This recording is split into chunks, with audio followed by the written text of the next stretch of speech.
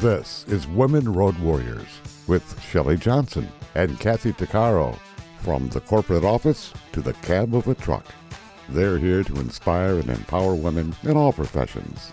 So gear down, sit back, and enjoy.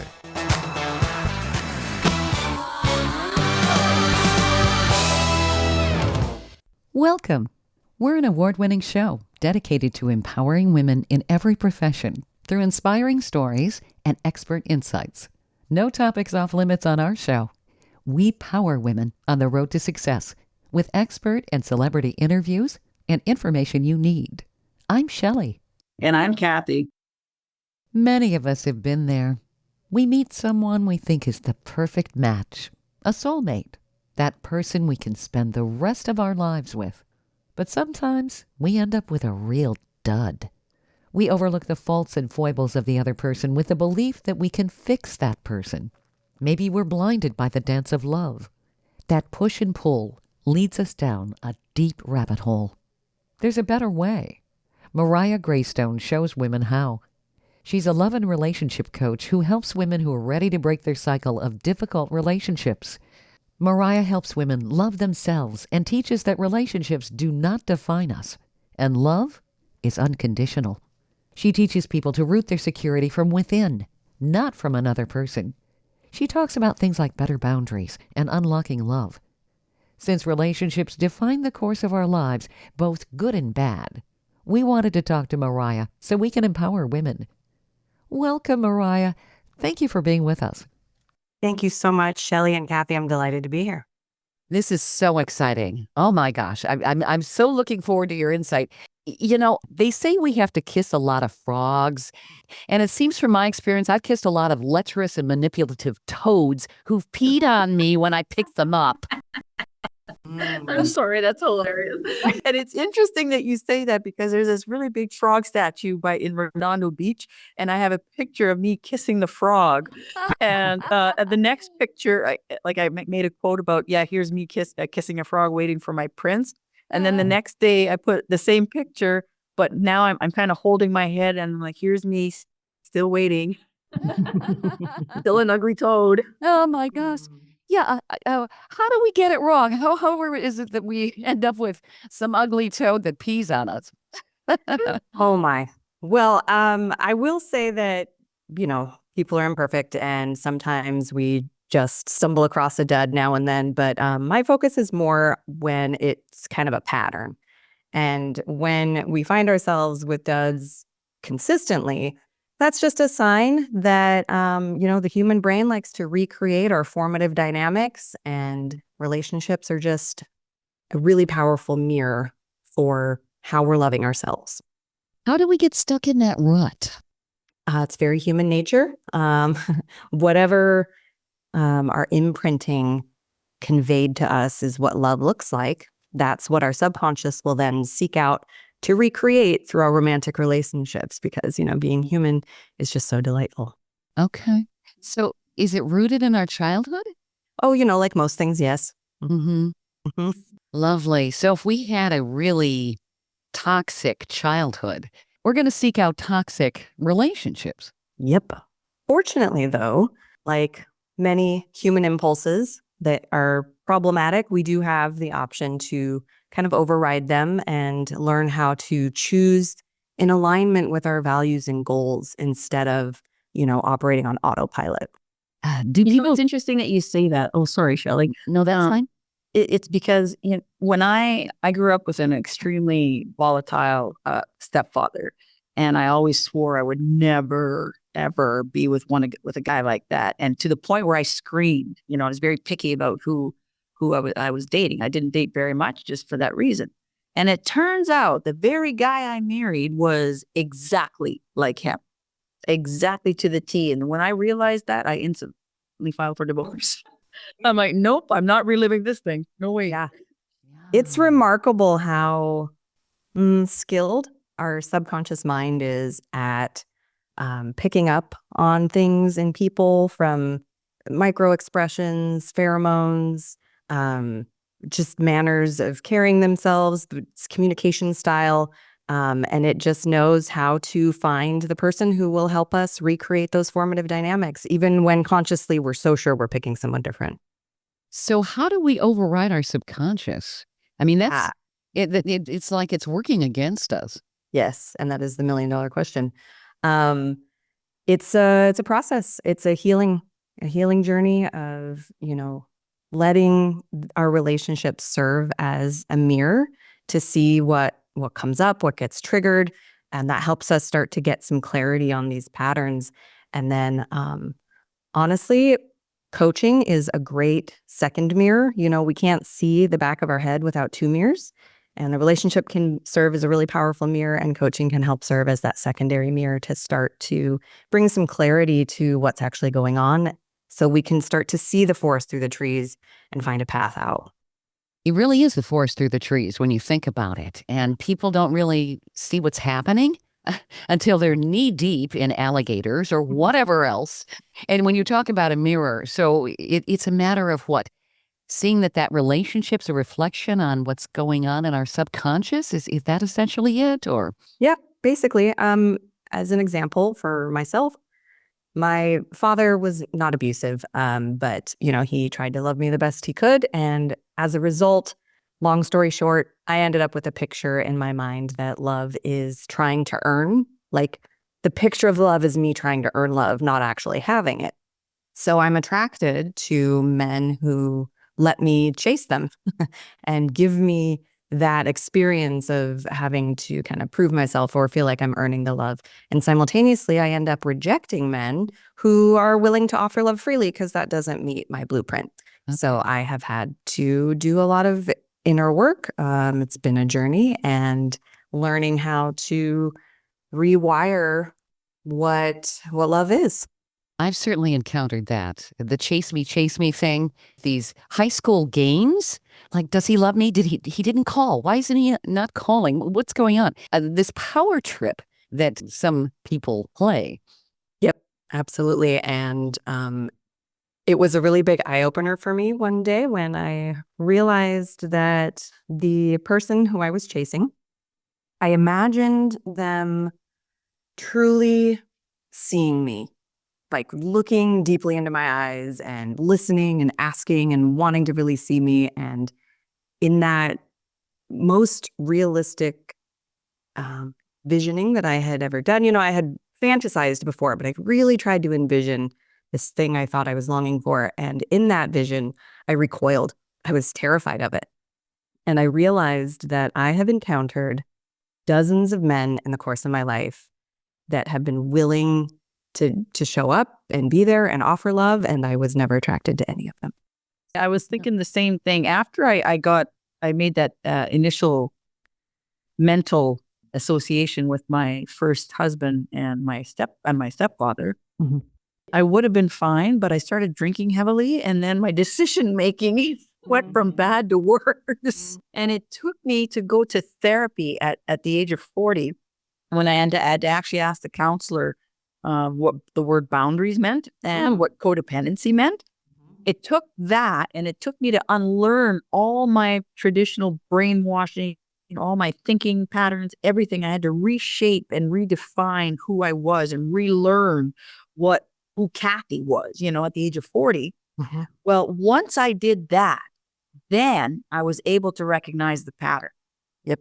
And it was only then that I was able to change what it was that if there was an attraction towards a man, that, what was attracting me. And then I could actually question my decisions, question my own thinking as to what is it about this person that is attracting me.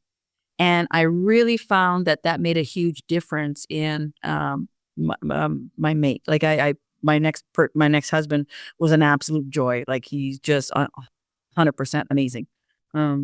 But it took for me to recognize that there's a pattern, and I had to do the hard and dirty work of figuring out what it was. And it was painful, and it was ugly. It was not fun at all. It took me a long time. There's a lot of layers going on in there. You just can't just pick at the top one, right? Just like pulling weeds, right? You got to get the root. And I had to go really deep in order to change my whole thinking. And even now, like my second husband, we split up, it's been 6 years. And in the dating process, I am making sure of who I am allowing in my space is for the right reasons. Right. Good. So, Mariya, is that some of the steps that women need to take a step back and really analyze things and write down maybe what they consider to be an ideal mate and what they expect? I think that's part of it. And that can be some of the more surface level work, which is important as well. But a lot of the deeper level work involves things like reparenting and embodiment.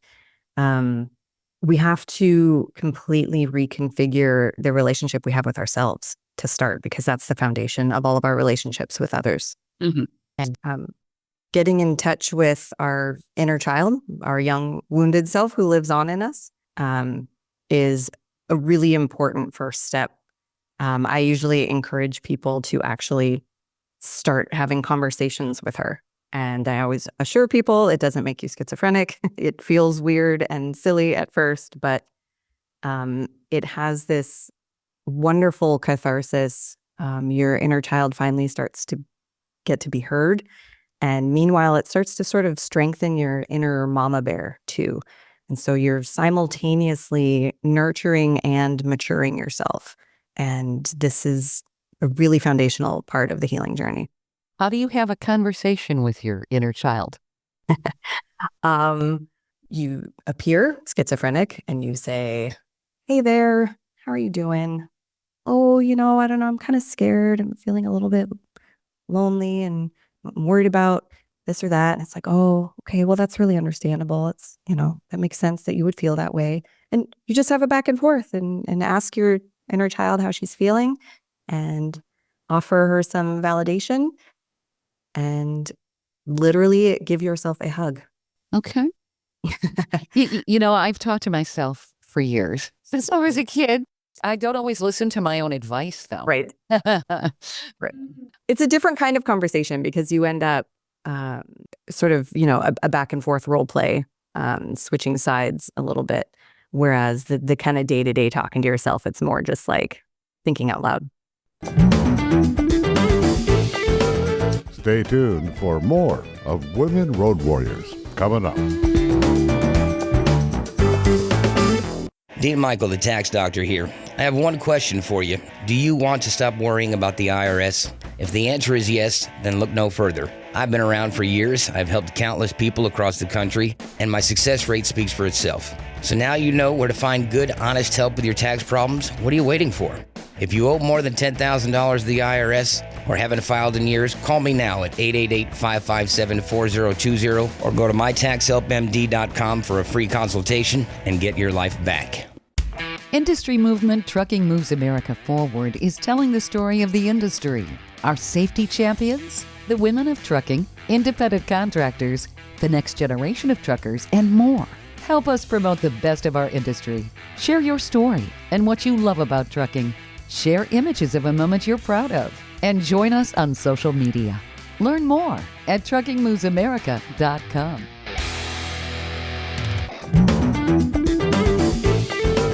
Welcome back to Women Road Warriors with Shelley Johnson and Kathy Tuccaro. If you're enjoying this informative episode of Women Road Warriors, I wanted to mention Kathy and I explore all kinds of topics that will power you on the road to success. We feature a lot of expert interviews. Plus, we feature celebrities and women who've been trailblazers. Please check out our podcast at womenroadwarriors.com and click on our episodes page. We're also available wherever you listen to podcasts, on all the major podcast channels like Spotify, Apple, YouTube, Amazon Music, Audible, you name it. Check us out and bookmark our podcast. Also, don't forget to follow us on social media. We're on Twitter, Facebook, Instagram, Pinterest, LinkedIn, YouTube, and other sites. And tell others about us. We want to help as many women as possible. Relationships are a powerful mirror about how we're loving ourselves. That means both bad and good relationships. Our early imprinting on what love looks like is what our subconscious seeks out to recreate those formative dynamics throughout our lives. If it's bad, it doesn't have to stay that way. As a relationship coach, Mariya Graestone helps women see the forest through the trees and find a path out of a toxic relationship. It's a matter of women reconfiguring their relationships with themselves. She teaches them how to find and nurture healthy relationships. Mariya helps them get clarity on bad patterns. She talks about things like better boundaries and unlocking love, and how women can root their security from within. It's a journey that requires inner work. Mariya is a wonderful guide on this journey. She's a highly sought-after love coach that helps people break free from difficult relationships. Mariya? So I'm trying to think, for listeners to get the best grasp of what you're talking about, how do they define a toxic relationship? Because I'm sure it's different for everyone, and there are different levels of toxic relationships. How do they know they're in one? And how do they see that mirror is cracked? I would say that if you don't know that you're in a toxic relationship, now's not the time to address it, because it kind of has to get painful enough for you to be motivated to address it, for the addressing it to be effective. And unfortunately, this is a little bit of a sidebar, but we can do some harm to our friends in some cases where we try to convince them that they're in a toxic relationship and they don't see it, because we just end up alienating them and often driving them closer to the toxic person. I found when I was in a dysfunctional relationship, I don't really like the word toxic, but I was in a difficult relationship, and some friends at the time were seeing some red flags that I wasn't quite seeing, and they were trying to tell me things that I would also see out, on social media and whatnot. And there's this common theme out there that, is like, know your worth, ditch the loser, get with someone who deserves your love. And while this isn't exactly wrong, the approach there can be problematic on a few different levels. Know your worth can come across like you're doing it wrong. Like if you're already feeling unworthy and then having somebody tell you that you're not even loving yourself right, that can kind of deepen the problem. Mm-hmm. And then the ditch the loser aspect also then starts to plant seeds of doubt in yourself, because your heart is telling you that you love this person and other people are telling you that you shouldn't. And so it's sowing seeds of doubt rather than self-trust. And then get with someone who deserves your love also reinforces this fear that under certain circumstances we might not be deserving of love. So my message that I am a huge advocate for is we don't have to sacrifice our compassion in order to become empowered. If we empower our compassion, it will become big enough for ourselves as well as others. I like that. There's a lot of women who end up being stuck in relationships, and they may recognize that it's dysfunctional, but they may have children and their financial reasons. They stay. It's the security. It's better than being, say, on the street. They rationalize it in their minds. Or it may even be a case of like Stockholm syndrome. Yes. And they can't break away, even though deep down they know this is not good. In cases where it seems to borderline Stockholm syndrome, I would recommend therapy. Mm-hmm. In cases where you're really truly wanting to get out, but believing that you have to stay for the children, and or believing that the finances are the biggest hindrance, I would say to that well, actually, I had a friend who was in that situation for years. I watched her complain, and I would, support her and say, yep, I know you're right. It's awful. You have some options. I understand why you're turning them down, and I would just listen to her and support her. And I a few times told her that when it gets painful enough, she'll find a way. And sure enough, it did. There was actually a little bit of a catalyst involved. Her father passed away, and that really helped her have appreciation for the impermanence of life. And she decided that she was done. And the universe brought resources to her. One of her neighbors is leaving for a year and invited her to pet sit. And so now she gets to live in a separate space right across the street. So the child can very easily go between the homes, and it's not costing her anything extra. And in the meantime, she is able to start pursuing her dreams that she has been just not had the resources, like internal resources to devote to. And now that she has some more space from the difficult relationship, she's feeling more invigorated and feels like the world is opening up for her. And sometimes it's not a sexy message, but sometimes we just have to wait until it gets painful enough. And that's with a caveat of saying, as long as you're not in actual physical harm. Sure. She's actually discovering herself without that person, because in these kind of relationships, you lose yourself. Yeah. Mm-hmm. But there's signs and symptoms of relationships that aren't healthy. Yes. And can you just maybe name a few for people that don't really, maybe aren't aware of what's they should be kind of watching out for? Sure. Well, there are some universal things that I could talk about in terms of, feeling like you're losing yourself, or feeling isolated from your friends, or feeling like you're never really able to pursue your dreams, or the John Gottman has the 4 horsemen of the relational apocalypse. I know one of them is contempt, another is stonewalling. I don't recall the other 2, but those are also some good indications of problems in the relationship. But for me, what I think is really helpful and a little bit more easy to identify and make it more personal is write out a list of your core values and grand goals. And by that, I mean, values can be things like connection, integrity, etc.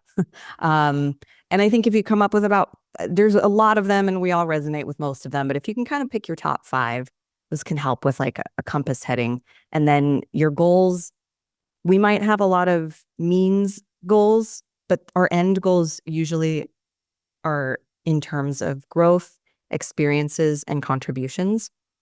What ways we want to grow in life, what experiences we want to have, the ways that we want to contribute to the world, or even just our family or community.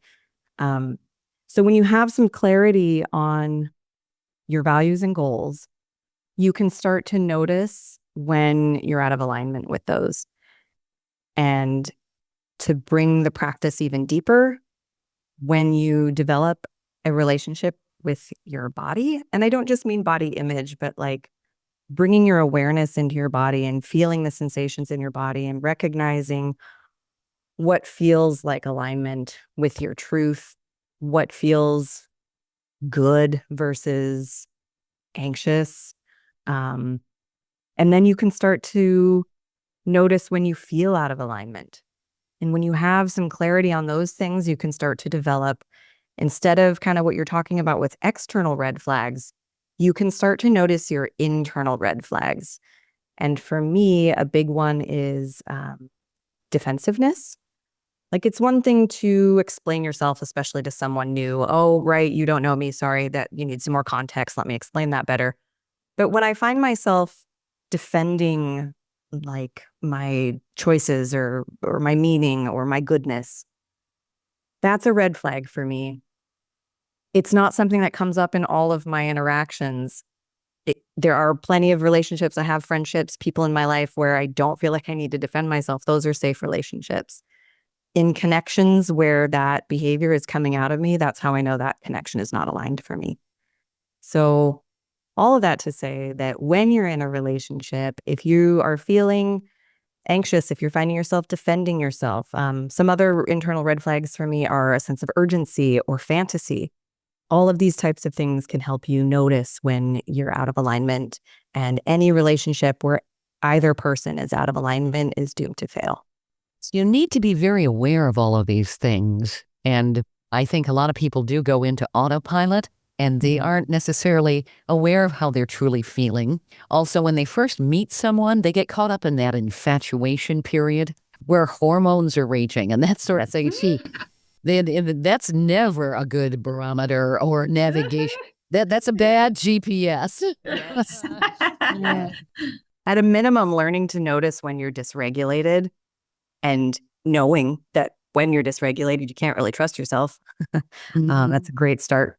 Yeah, I think that if people aren't aware, they can be drawn like a moth to a flame to the same type of person. And Yep. they don't realize it. And they wonder, gee, why didn't this guy or this woman work out? What is going on? Yep. It's honestly, I think, the most foundational, beneficial practice for anyone in any sort of personal development is an awareness practice. And there's a secondary element that is required in an awareness practice, and that's non-judgment. When we start to become increasingly aware of ourselves, we're going to start to notice a lot more dumb things that we're doing. And it's there's going to be an inclination to judge ourselves for that. And judgment has a really powerful knack for actually keeping those patterns in place. And so learning that sort of self-compassion is a really important part of the practice as well. And just strengthening our awareness about what we're doing and why we're doing it and how it's showing up. Without judgment, it has a really magically transformative effect in our lives. Stay tuned for more of Women Road Warriors coming up. Dean Michael, the tax doctor here. I have one question for you. Do you want to stop worrying about the IRS? If the answer is yes, then look no further. I've been around for years. I've helped countless people across the country, and my success rate speaks for itself. So now you know where to find good, honest help with your tax problems. What are you waiting for? If you owe more than $10,000 to the IRS or haven't filed in years, call me now at 888-557-4020 or go to mytaxhelpmd.com for a free consultation and get your life back. Industry movement Trucking Moves America Forward is telling the story of the industry. Our safety champions, the women of trucking, independent contractors, the next generation of truckers, and more. Help us promote the best of our industry. Share your story and what you love about trucking. Share images of a moment you're proud of. And join us on social media. Learn more at truckingmovesamerica.com.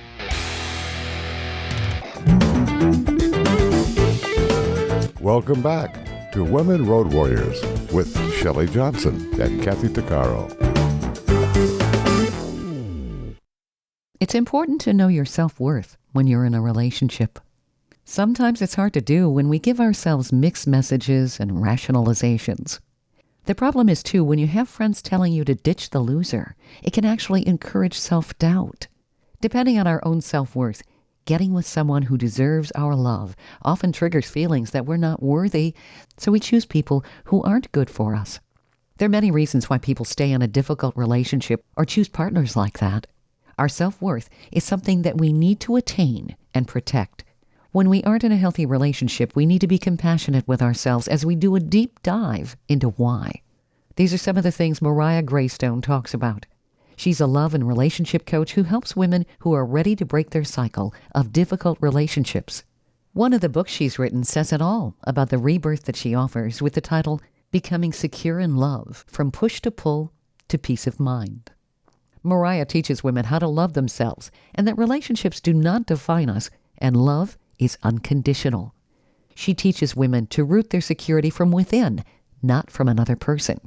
She also talks about things like having better boundaries and unlocking love and how to recognize dysfunctional relationships. Mariya recommends to write out a list of our core values and grand goals. Pick the top 5 to give us a compass heading for direction. When we have clarity on our values and goals, we'll start to notice when we're out of alignment with the people we choose to have in our lives. We'll begin to notice our internal red flags.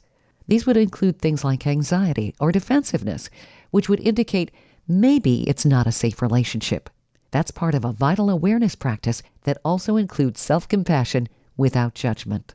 These are just some of the valuable insights Mariya has been sharing with us. Mariya, so you're teaching women courage. And trusting their intuition and really getting to know themselves, which perhaps they didn't have the opportunity to do as a child. Women, I think more so, are taught to nurture and to care for. And we can take that over the top with, oh gosh, this guy's broken or this woman's broken. I gotta fix this. And that's really where we run astray, right? Absolutely.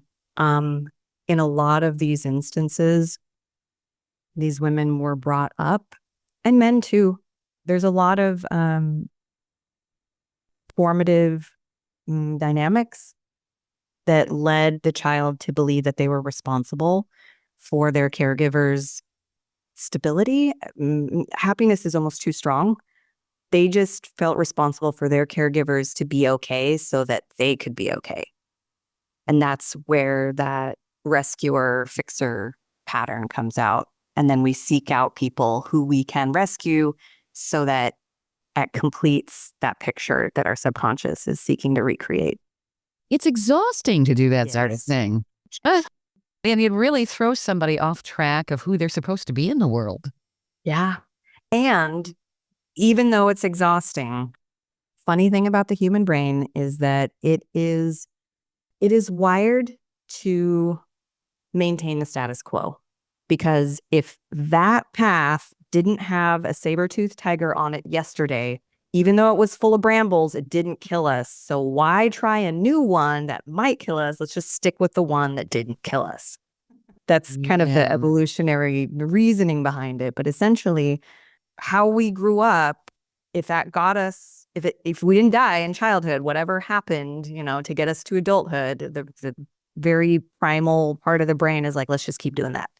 And a lot of people end up with a nervous system that is calibrated on sort of high activity.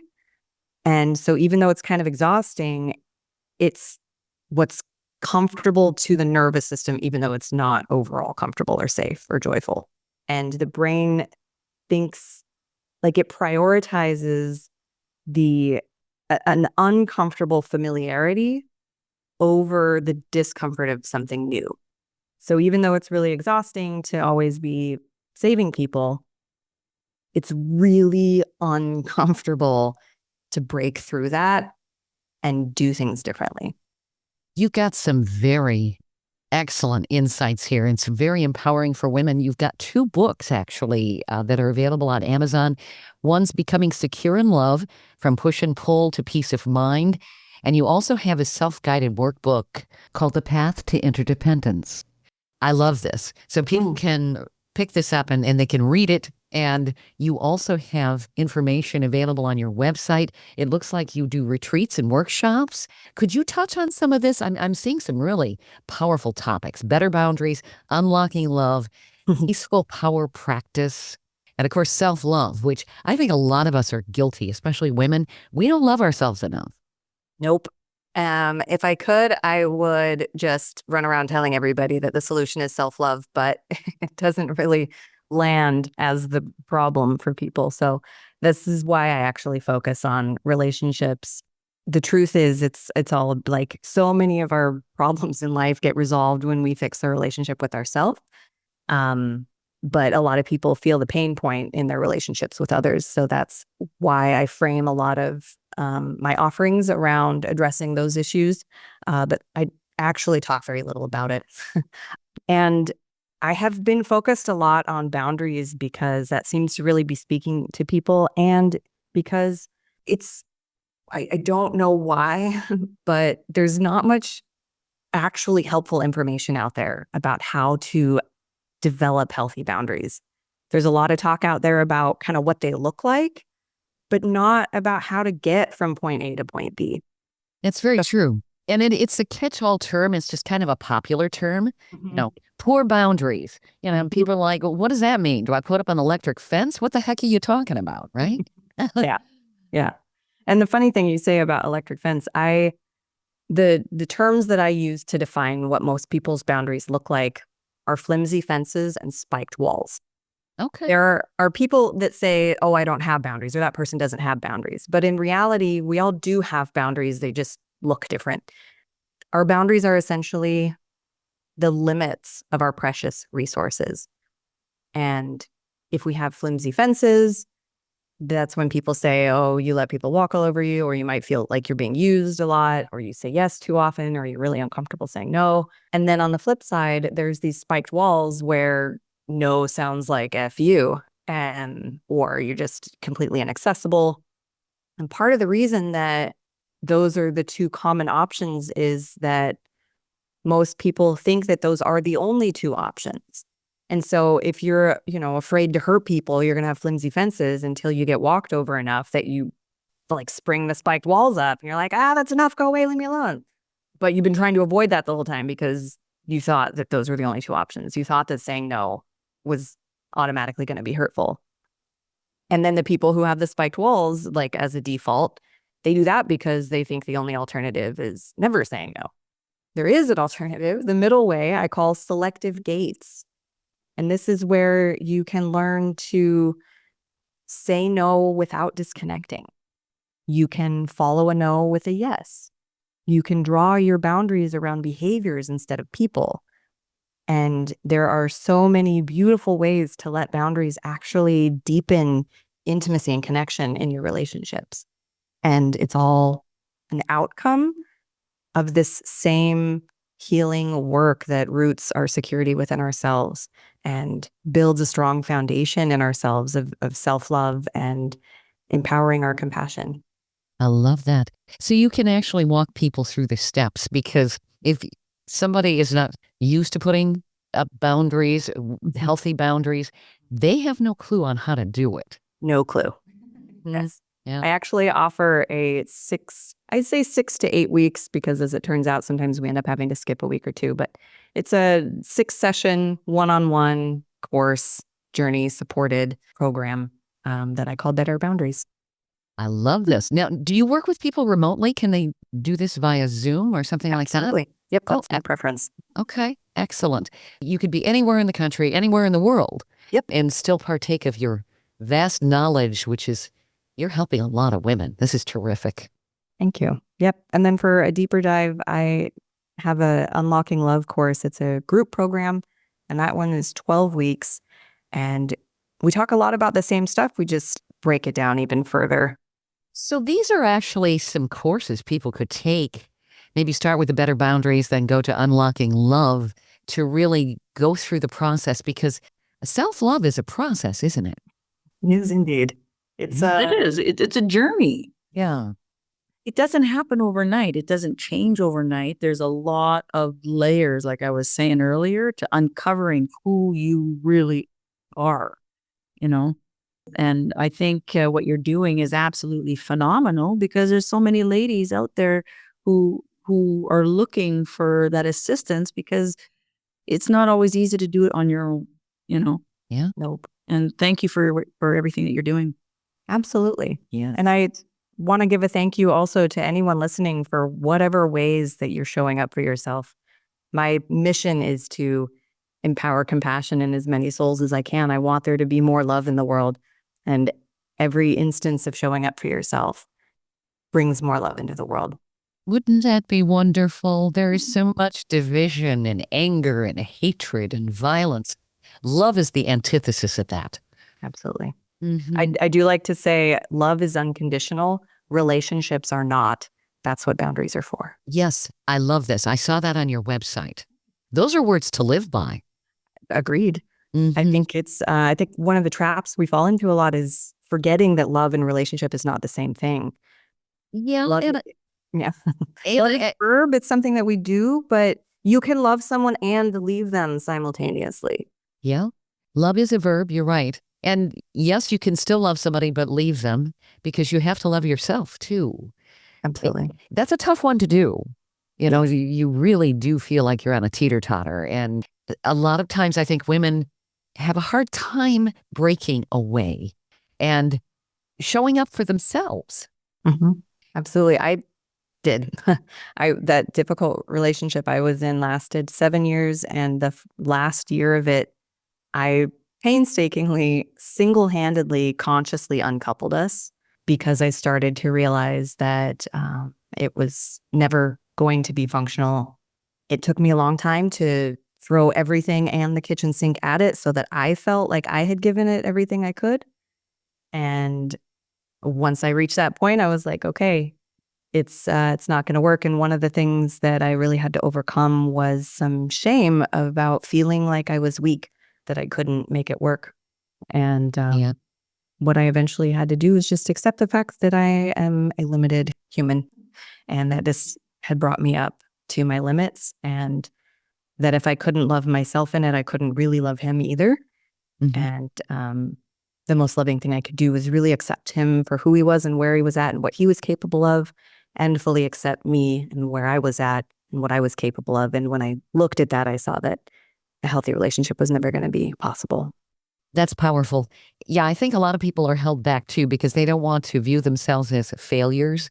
And they also don't want the loss. I mean, even if you get rid of a relationship that's bad for you, there's still going to be that grieving, that loss. Yep. And then I'm sure someone else will relate to me on this too. There's also the fear of, oh God, now I have to go back and start over. And my sympathies to anyone in the dating pool. It is challenging. I will say one of the nice things about being more mature is, it takes a couple decades to start to notice our patterns. I know that a lot of women feel a little bit of shame for saying, oh, I'm in my 40s, I'm in my 50s, and it took me this long to realize. And honestly, you couldn't see it when you were younger because it had only happened once or twice. And it sometimes has to happen 3, 4, 5 times before we say, oh, okay, this is a pattern. Now I see it. Yeah, it's true. You have to have some sage and wisdom. Exactly. That's why we have parents growing up, and hopefully they do healthy parenting. But they have some wisdom, hopefully. We don't have wisdom as children, even though we think we do. Oh, yeah.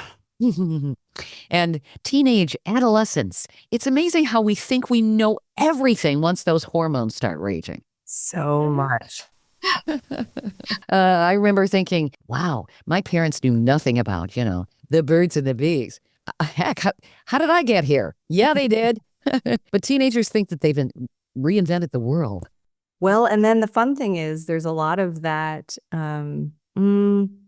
whatever mechanisms we develop and our grand wisdom in adolescence, we tend to keep with us and continue to believe in the soundness of them without ever stopping to reassess the tools and the beliefs and the sort of frameworks that we carry into our lives.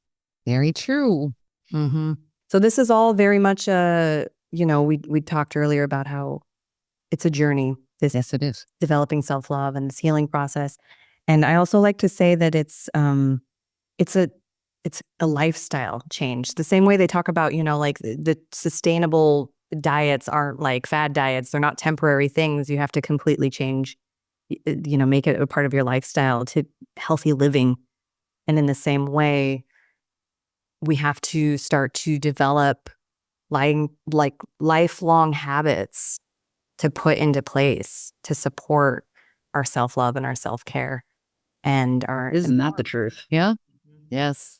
Conscious work, conscious efforts. Yep. Because we tend to slip into old habits real fast. I'm speaking from personal experience. Yeah, I have to consciously make that effort to keep my yoga, to keep my time, the Kathy time that's so valuable to me, because it's so easy for me to make 10,000 excuses of other things that I have to do. But I'm like, nope, you just get up and you get out there, girl. You first. Absolutely. And this is actually a counterpart to reparenting. Well, it's another aspect of reparenting. So on the one hand, it takes a lot of self-validation, but on the other hand, it also takes a lot of boundaries with ourselves. Like a lot of times we let our inner child have all of the candy instead of say, okay, I hear you. I understand that you want more candy. And I understand that's a little disappointing, but you can't have all the candy, but we're not going to eat all the candy. Very well said. Yeah. Mariya, you also have something about peaceful power practice that you teach women as well. And then, of course, your self-love retreats and workshops. This is really a wonderful support system for women. So they can start at the beginning and work their way through. which really gives them a healthy life going forward. Absolutely. And the Peaceful Power Practice is actually a virtual ashram where there's daily posts for journal prompts and you just comment your thoughts on it. There's not really interaction, but then there's monthly group coaching calls, and it's just a little anchor to keep you checking in with yourself, keep you aware of your progress, and help build those healthy habits and support those healthy habits on an ongoing basis. And it was inspired by what had evolved into my own practice that was really supporting me. And I started calling it my Peaceful Power Practice. And really, there's kind of 5 main elements. It's study, self-reflection, embodiment, interactions, and support. Journaling is a big aspect of that. Making sure that you've got people in your life who you trust, who you feel safe with, sage guides as well, and deepening that connection with your body and using the opportunities of your interactions with other people and the triggers that come up and paying attention to what those are trying to present to you. All of that can really become a lifestyle habit to help perpetuate and support your ongoing growth. That's empowering. Where do women find you? My website is lovecoachmariya.com, and my name is spelled Mariya. And I'm currently posting a lot on my personal Facebook, so Mariya Graestone. Again, Mariya, and it's Graestone. I'm open to any sort of connections and any sort of work that we do together. We'll always start with a free call to make sure that it's a good mutual fit. And I'm flexible about, finding something that works for both of us. So this is wonderful. And people can pick up your book on Amazon. You have 2 of them, Becoming Secure in Love, From Push and Pull to Peace of Mind, as well as your self-guided workbook, which is The Path to Interdependence. mm-hmm. That's excellent. Mariya, I love your insights. You are going to empower so many women down the road. Thank you. I hope so. That's what it's about. And that's what we need, being champions for ourselves and having champions in our own lives, too. Absolutely. Thank you for sharing your wisdom with us. No, thank you so Thank much. you so much. Oh my God. So many ladies are going to get benefit from this. I sure hope so. Yes. We hope you've enjoyed this latest episode. And if you want to hear more episodes of Women Road Warriors or learn more about our show, be sure to check out womenroadwarriors.com. And please follow us on social media. And don't forget to subscribe to our podcast. On our website, we also have a selection of podcasts just for women. They're a series of podcasts from different podcasters. So if you're in the mood for women's podcasts, just click the Power Network tab on womenroadwarriors.com. You'll have a variety of shows to listen to anytime you want to. Podcasts made for women. Women Road Warriors is on all the major podcast channels like Apple, Spotify, Amazon, Audible, YouTube, and others. Check us out. And please follow us wherever you listen to podcasts. Thanks for listening. You've been listening to Women Road Warriors with Shelley Johnson and Kathy Tuccaro. If you want to be a guest on the show or have a topic or feedback, email us at sjohnson@womenroadwarriors.com.